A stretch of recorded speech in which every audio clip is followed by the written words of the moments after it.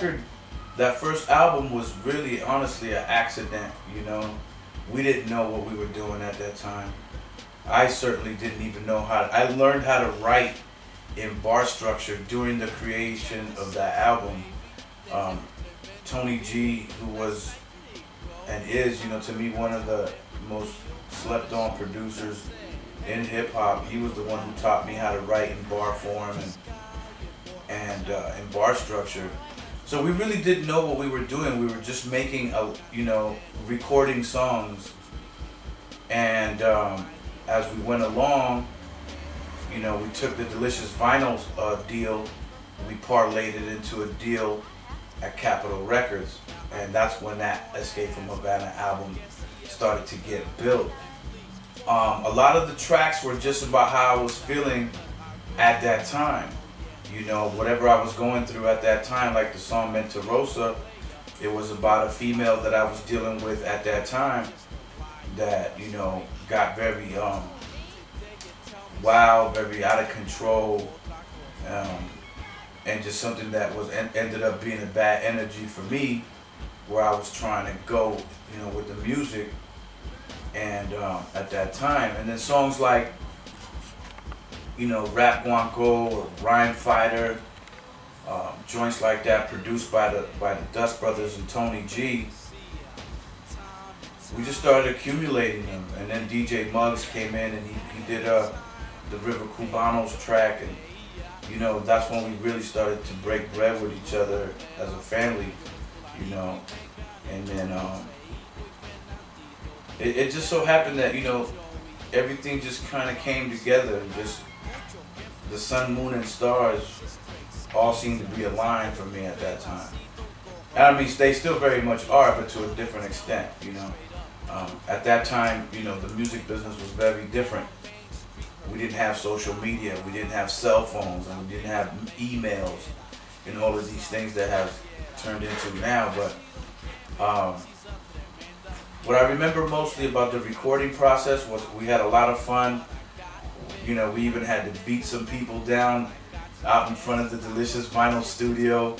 At that time, they were just a small little apartment on top of an appliance store on Santa Monica Boulevard, I believe it was. And, you know, some nights, you know, we park our car out in front of the studio, and people would try to break in our cars. And I remember Tony G and myself and a couple others going down with some microphone stands and beating down like some drug addicts trying to break in our cars and stuff like that. And I learned a lot. You know, the Beastie Boys would come through there, and when they were leaving Def Jam Records, transitioning over to Capitol Records, and we would hang out late, you know, and Matt Dyke and Michael Ross would come through with those samples.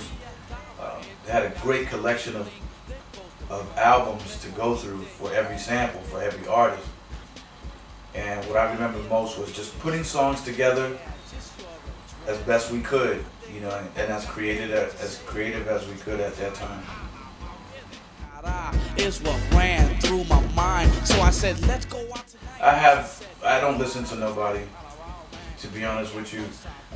Nowadays, especially after I created the bilingual rap style, there have been so many people that have used my style to get notoriety, and sometimes it's a double-edged sword, because at the same time you feel very proud to open the doors, but at the same time it takes food away from my table, because the record companies can find somebody to duplicate my style and offer them, you know, much less than I was getting at that time. So I'm proud, but at the same time there's a little bit of bitterness there, you know, because one of the first rules of hip hop is not to bite, you know, and so if you can't create your own style, it kind of speaks for itself. But at the same time, you know, I'm happy that I was able to provide jobs for other Latinos at the same time. So it's like a bittersweet thing.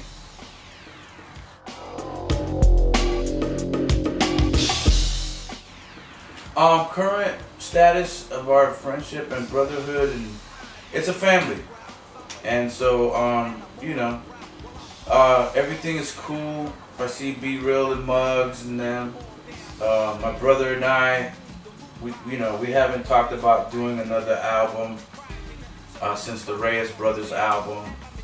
I think he got back to doing his Cypress Hill thing and left his record company to the hands of other people. I really don't know what's going on with that because I've been putting more of my energy and time into my son Cazal. And so, I would hope that everything is peace, but there won't be another Reyes Brothers album, not just yet.